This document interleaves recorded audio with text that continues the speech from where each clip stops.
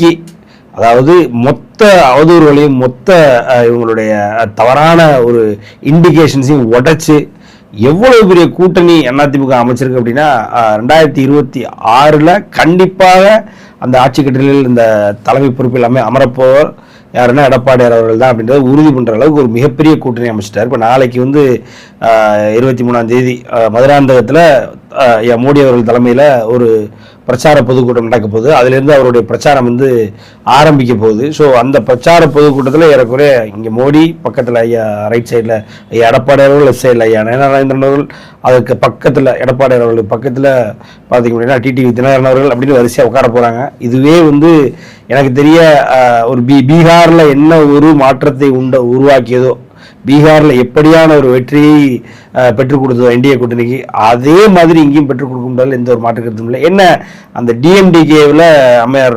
பிரேமலதா விஜயகாந்த் அவர்களும் உட்காந்துட்டாங்கன்னா கரெக்டாக இருக்கும், இன்னும் சூப்பராக இருக்கும். ஏன்னா